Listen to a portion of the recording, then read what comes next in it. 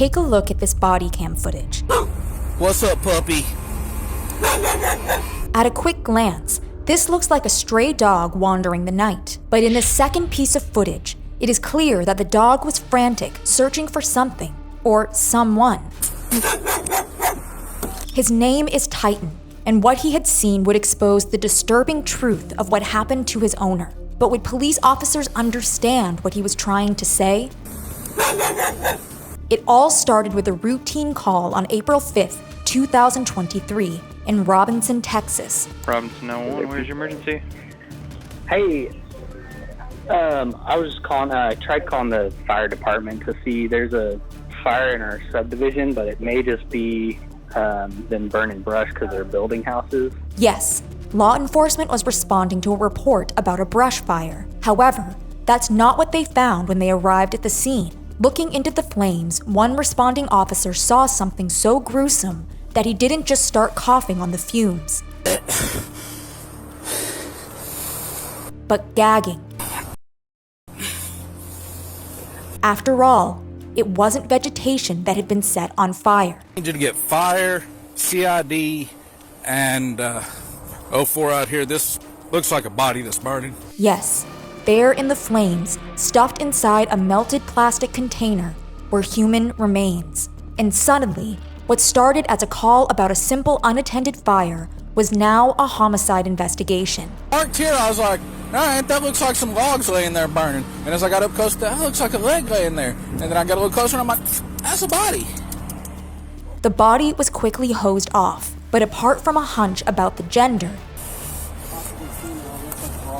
the remains were charred and unrecognizable, at least for now. Yes, the fire wasn't just about destruction. It was about erasure. Whoever did this wanted the person to disappear. However, the killer clearly hadn't counted on the persistence of one unlikely witness. As the white mini labradoodle moved in restless circles and continued to bark, police officers couldn't help wondering, what was the animal trying to communicate?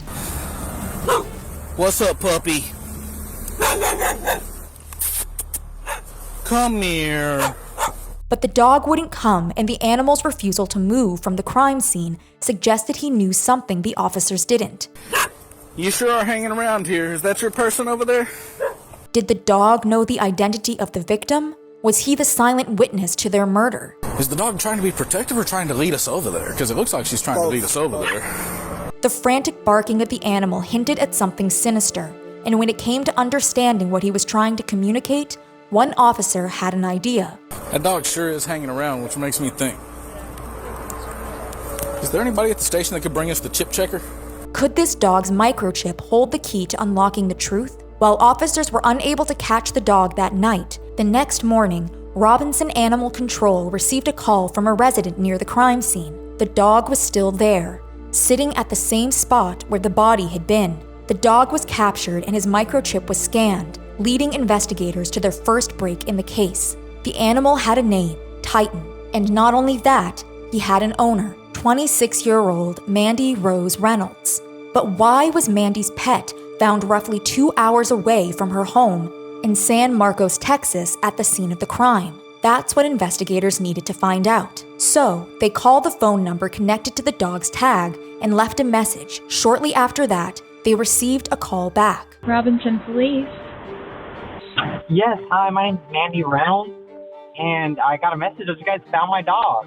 Yes, Mandy Reynolds was on the other line, and she was quickly transferred over to Detective Perry, who had some questions he wanted to ask her. He started with softballs, such as where the dog was from and where the chip was registered, and Mandy provided a perfectly reasonable answer for each. Well, I was on my way to Wichita, Kansas, and I live in San Marcos, and Titan is his name. He just ran off.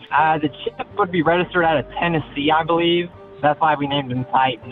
Me and my fiance. Still, this didn't explain how the puppy ended up all the way in Robinson, Texas, an over 6-hour drive from Wichita. So I'm just trying to figure out how far this dog went. That's pretty incredible. And it wasn't long before Mandy's energy shifted. The 26-year-old seemed uncomfortable with where the detective's line of questioning was going, and as she dropped her polite demeanor, Detective, I hate to cut you off, but I'm actually at work, and I just I want my dog. And stopped giving straight answers. So your name is Mandy Rose Reynolds. Sure. One thing became clear. Mandy wanted off this call, now. And if the detective wasn't going to end the conversation, she would just have to do it herself. I mean, what is the interrogation about? No, I'm just trying to make sure I understand why You know what? That dog, that's my dog you guys have. Let's get that straight, detective. You know what? I'll just come to the pound. Goodbye. But Detective Perry wasn't done with his questioning. Roughly an hour later, he called Mandy back, this time with a different approach. I think we got off on the wrong foot, okay? We found your dog in a field, okay? In the field was a crime scene of a deceased person. And that is... Detective Perry explained that this was why he was asking questions about how the dog ended up in Robinson. So I do apologize, but some things you just don't want to disclose to somebody because they might have trauma from the past as well.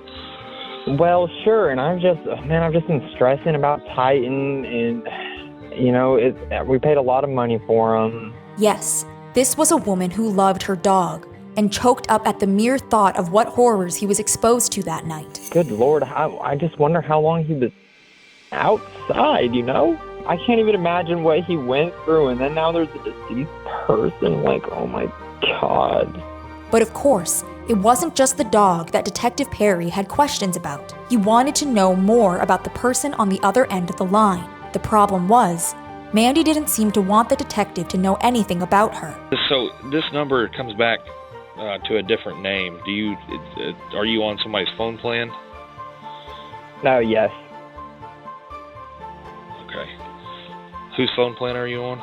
Mandy explained that she was on her fiancé's grandfather's plan, but when Detective Perry asked her for her grandfather's name, it seemed she again wanted to cut the call short. I'm going to be frank with you, sir. I'm sorry that this happened, but I cannot waste my whole day speaking to you. And while Mandy described the murder as unfortunate, that didn't mean she couldn't see where the detective's line of questioning was going. I'm not going to be interrogated when my puppy ran off.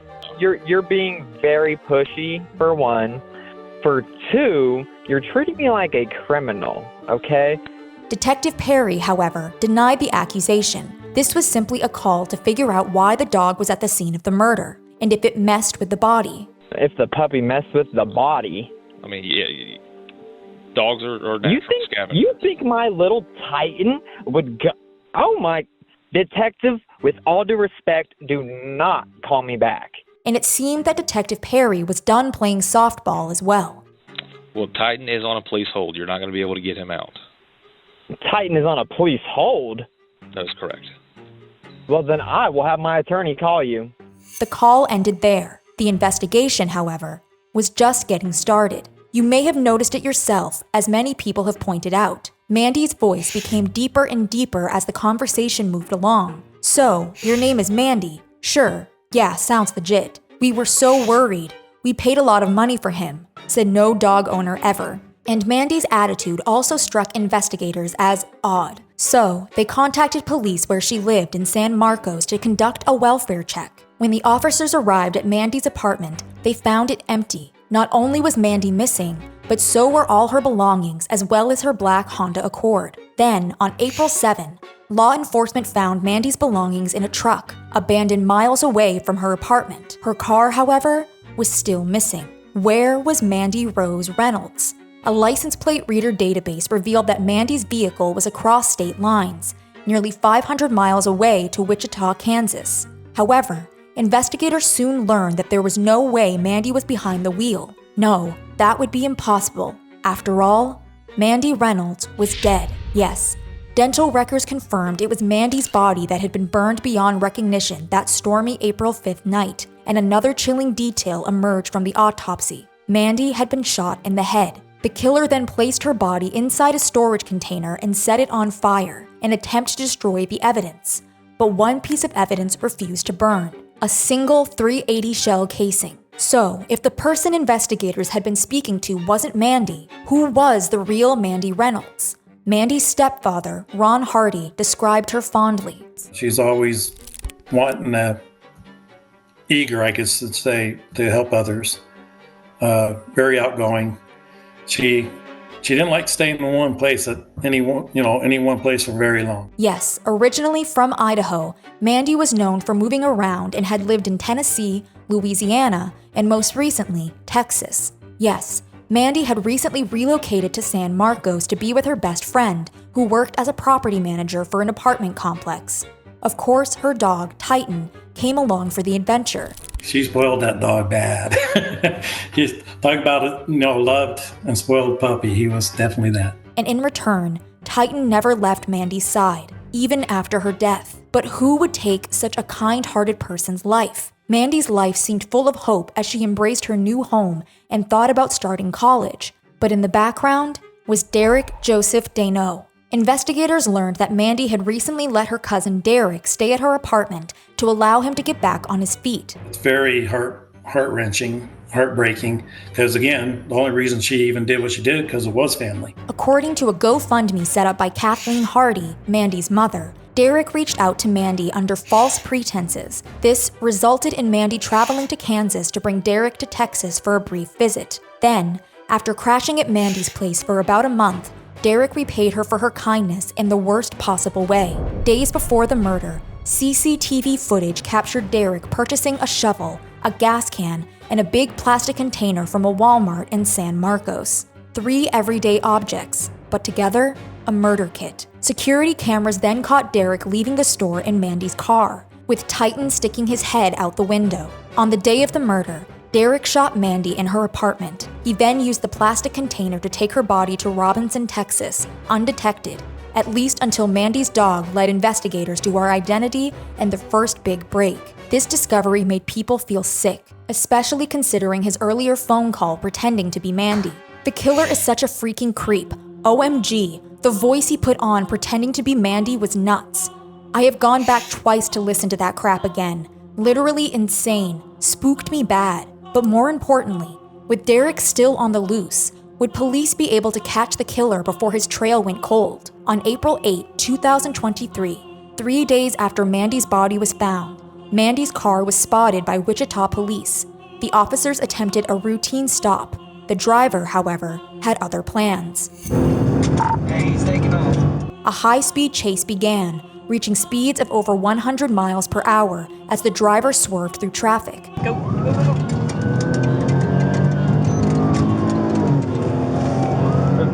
Lasting nearly 30 minutes before he pulled into a grocery store.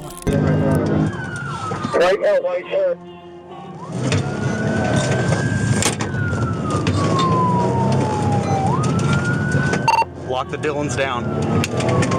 Police followed the car into the parking lot, where the vehicle crashed. The driver then bolted from the wreckage into the store. The scene at the Dillons was frantic as cop cars arrived on the scene, sirens filling the air, people hiding in their cars. Get in your car!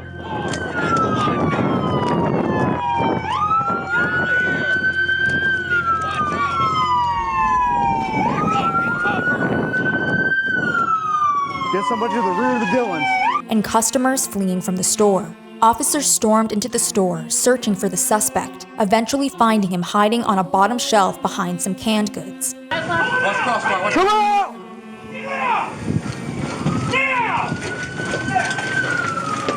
You make any movement, you will be killed! The suspect then revealed himself to be, you guessed it, Derek Deneau. However, Derek couldn't move. Possibly under the influence of illegal substances, his body was limp as officers pulled him from the shelf. Hey brother, what'd you take? As they stood Derek up, his eyes rolled into the back of his head and he passed out, leaving officers with no choice but to literally drag him out of the store. With the discovery of the murder weapon on the floorboard of the stolen car, it seemed undeniable that police had their guy. Still, as the trial approached, questions lingered. Was this a crime of passion? Did Mandy see it coming? What secrets, if any, could be unearthed from the ashes of that fire? In November 2024, the trial of Derek Deneau began. Among those in attendance was Mandy's most loyal companion, her dog, Titan. Since Mandy couldn't speak for herself, her father, Randy Reynolds, did his best to provide the courtroom with insight into the days leading up to her death. He testified that his daughter had voiced her fear of Derek in late March. He suggested she leave and even offered to help her move, but he never heard from her again after that conversation. Still, what motive did Derek DeNoe have? Had cousin Mandy discovered something about Derek that he didn't want out? Derek never confessed to the crime, and no official motive was ever publicly released. However, from his incriminating Walmart purchases to removing all traces of Mandy's belongings from her home, investigators were certain of one thing. This was no crime of passion. Derek planned this. On top of the evidence against him, Derek had 9 previous felony convictions that date back to when he was 15, including aggravated burglary, attempted aggravated robbery, aggravated assault, possession of methamphetamine, attempted interference with law enforcement, criminal discharge of a firearm at a residence, fleeing officers, aggravated battery, and criminal possession of a weapon by a felon. In fact, when Derek asked Mandy to drive from San Marcos to Kansas to pick him up, he was on probation and already had a warrant out for his arrest. Something that shocked the public. Someone with 9 convicted felonies should not be free. That's the problem. On the other hand, defense attorney Jason P. Darling dismissed the case as smoke and mirrors, arguing no direct evidence tied Derek to the crime scene. Still, it only took a jury 40 minutes of deliberation to reach a verdict: guilty. Derek DeNoe was sentenced to life in prison. But while the prosecution was pleased with the outcome of the trial, he was just extremely and is an extremely violent individual, and he cannot be trusted with the safety of this or any other community. So life, we felt like, was the only just verdict. not everyone in the courtroom felt the same way. So there's a lot of bitterness and anger and hurt between those people, and so that erupted a little bit following the verdict. See, as Mandy's father and brother read their victim impact statements, Derek interrupted and even accused Mandy's brother of committing a crime. Chaos followed as the same family seated on both sides of the courtroom began fighting. And what started as a verbal dispute quickly escalated to violence when Derek's brother-in-law tried to hit someone, after which he was escorted from the courtroom in handcuffs. Cameras also caught one family member storming out of the courtroom after the fight, clearly emotional. Meanwhile, Derek was taken into custody, beginning his life sentence. According to his attorney, Derek was disappointed in the verdict and sentence, and he intends to appeal the verdict and has already filed his notice of appeal. Furthermore, Derek is eligible for parole after serving 30 years. This means after 30 years, in the year 2054, he can ask to be let out early, but only if the parole board agrees that he is safe to release. If not, he stays in prison and can try again later. But it's important to note that if Derek is granted parole, he would not fully be free. Under Texas law, he would be under strict supervision for the rest of his life due to his life in prison sentence. And if he breaks rules, he will be sent back to prison permanently. Even so, just the chance of parole angers the public. So, a violent 9-time felon is eligible for parole after 30 years? Justice system fail. Every judge who slapped him on the hands in the past for his several other offenses has the blood on his or her hands. Dismissed, early out? This speaks volumes to our future criminals, psychopaths, serial killers. No wonder we have repeat offenders. So, while Derek is in prison now, he may see some freedom in 30 years. It's a hollow victory for Mandy's friends and family who are still grieving. She was one of my friends when she lived in Las Vegas/Henderson. My heart still hurts. She was literally the sweetest person. I'm glad justice was served, even though he deserved so much worse. This is my cousin, my baby cousin. Rest easy, cousin. Love you so much. Still, even in her final moments, Mandy wasn't alone. Titan was there, and in the days that followed, it was Titan who made sure she wasn't forgotten. Of course, this begs the question, would Mandy's case have been solved without her pet's help? In a statement, prosecution attorneys Ryan Calvert and Alyssa Killen acknowledged that Titan was pivotal to the investigation. The keys to this case were a heroic and loyal dog named Titan, and extraordinary cooperation between law enforcement agencies in multiple jurisdictions and states. That combination has delivered justice for Mandy and safety from a violent and dangerous criminal. After all, when Mandy's body was unrecognizable and found miles away from home, she didn't have any ties to the area, so there was really no reason to think that she could have ended up here. Titan's microchip led authorities to his owner's identity, setting off a chain of events that would bring her killer to justice.